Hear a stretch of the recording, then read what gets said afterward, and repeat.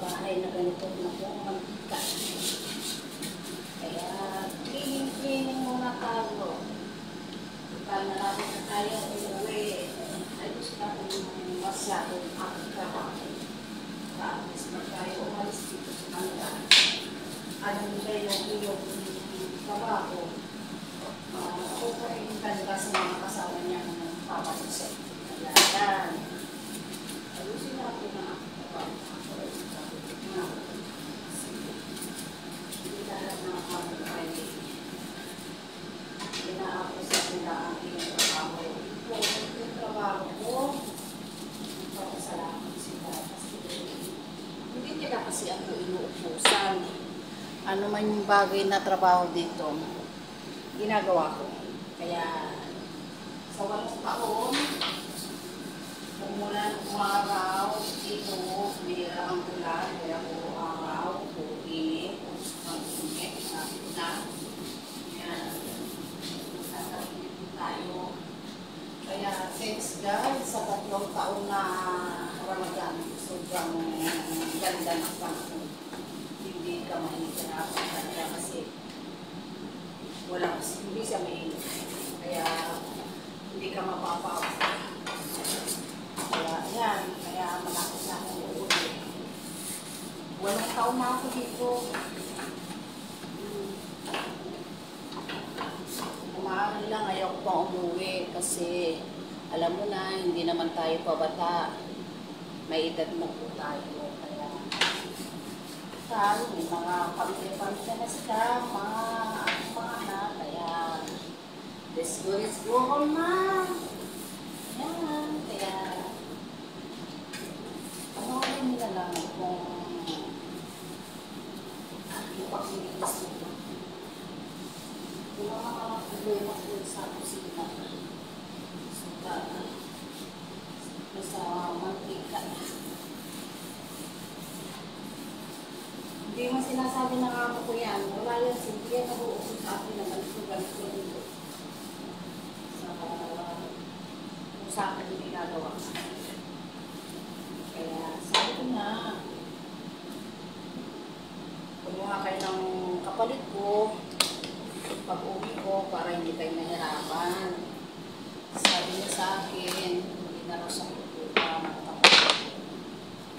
Sabi ko naman sa isip-isip ko, wala akong pakialam kumuha kayo hindi.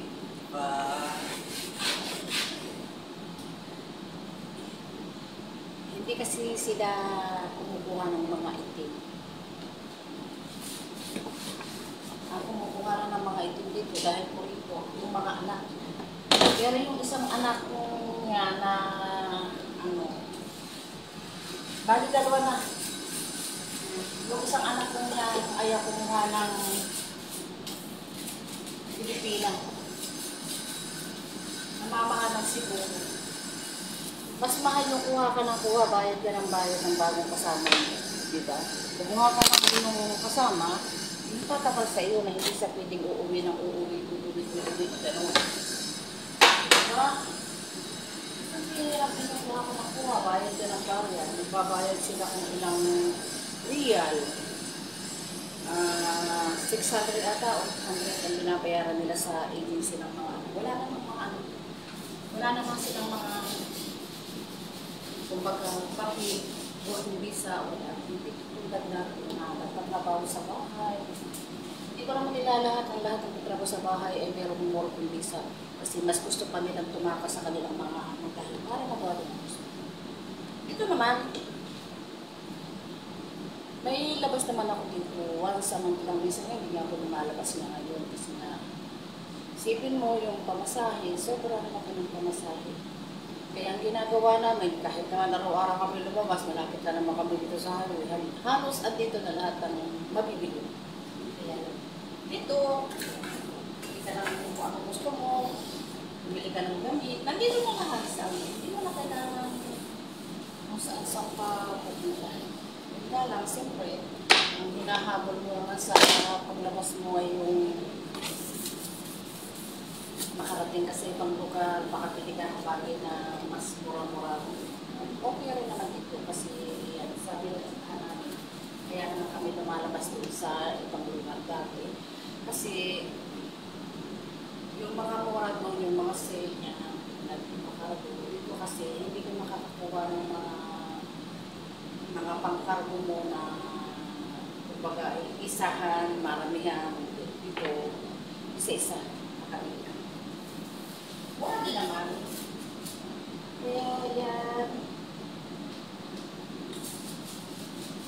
Dahil uuwi na yung aking anak sa May, nagkakapusan, naiiwan ako. Naiiwan na naman ako. Tapos ng kontrata niya dalawa. Ako, ayaw ko tapusin yung kontrata ko. Sana, di ba? Ano gagawin mo sa anong gagawin mo sa Pilipinas kung wala ka naman trabaho? Wala ko dito ka. Gapil ba? Kung dito ka, makakapagtrabaho ka, makakaroon ka ng pera, makibili mo lahat ng gusto mo.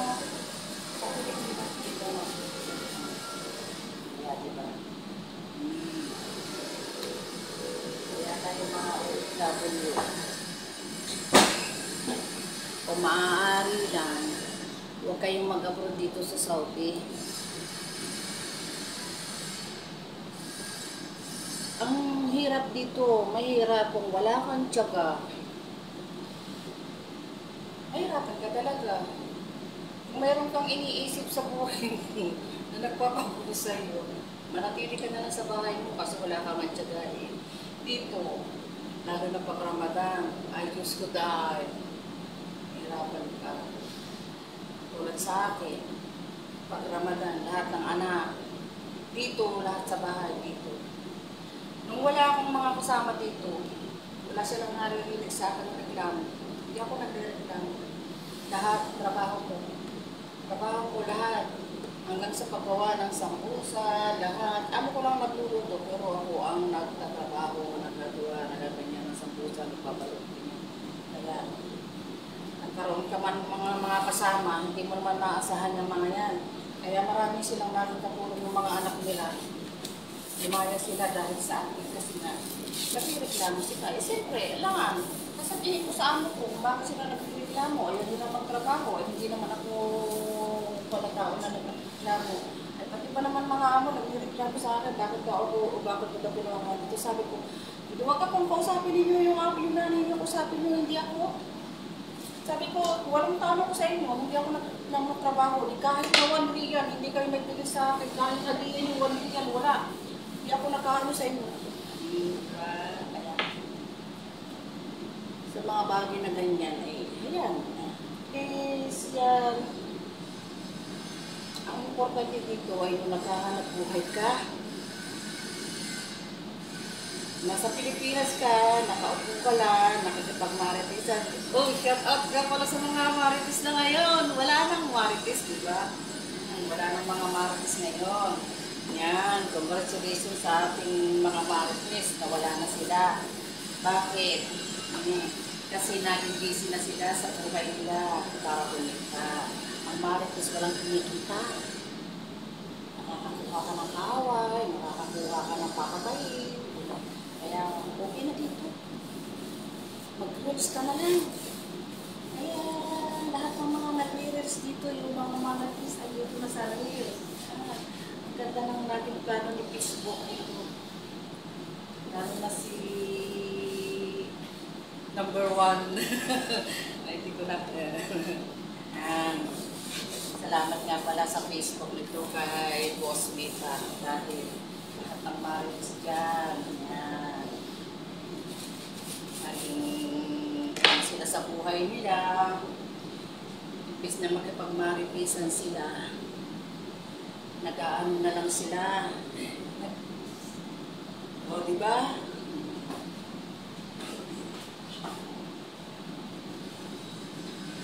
Kaya baguhin na ninyo yung mga kaugalian na ganyan. Imbis na makipagmaritisan kayo. Ay. Maritis kayo dyan sa pag-release mo. Magtulong ka ng bahay mo. Magdansin-dansin ka dyan. Magtambling-tambling ka dyan. Hayaan mo yung mga ano na yan. Ingit lang yun. Diba? Sabihin nila, uy, bakit ka pa nag-ano? Bakit ka yung gano'n? Huwag mo na ano, hindi na bagay sa'yo, may edad ka na yan. Ohoy, inggit ka lang, bilya ka lang. Galing yan. Diba? Yan mga karits, ayo ay magpasalamat kay Boss Mita. Kahit kung wala dyan. Ayan, mga. Alam ko naman pare-parehas tayo. Bihira lang ang sumusuporta sa atin. Kahit pamilya natin, hindi tayo kaya suportahan.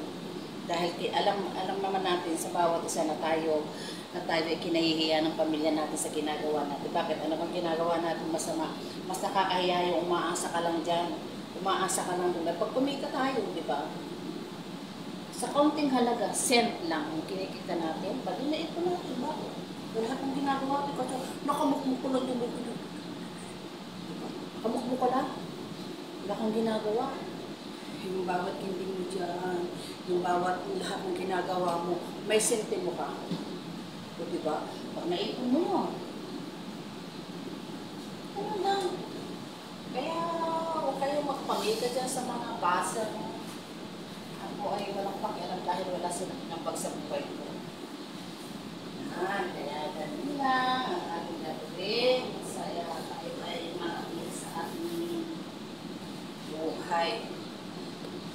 Trabaho lang. Walang personalan. Trabaho nini. Kung ano yung nating talent mo, yun.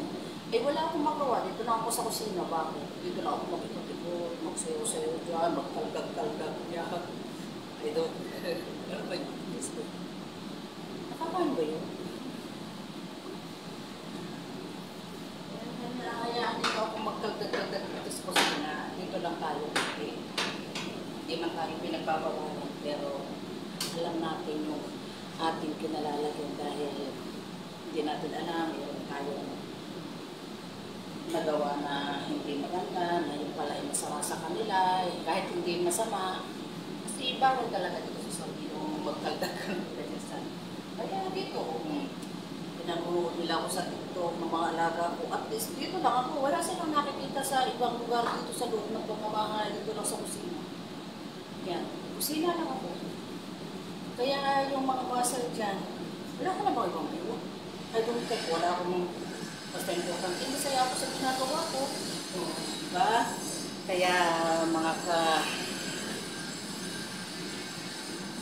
mga kabasal dyan, sa totoo lang, may nagbas din ako kanina. Hindi naman magandang magbas ka ng pero dapat ilugar natin yung ating ginagawa. Kung maganda ba yung ginagawa mo, maganda man masama, pero yung itsura mo, ipapakita mo yung mga bagay na hindi naman dapat na ay putrakis, sorry, ay putrakis ka talaga, talagang ipinabakat niya talaga yung kanyang pukikay. Ano yun? Para lang sa kumita? Pabakat niya talaga, sobrang kapal, pas makapal pa rin sa pinaputok na pandesal. Thank you so much for watching everyone. Kung ano masasabi ko. Kaya, Marites ba yun? Sige. Thank you sa konting nagawa kong video ngayong araw kasi gusto ko lang mag-video sa aking sarili. Thank you so much for watching.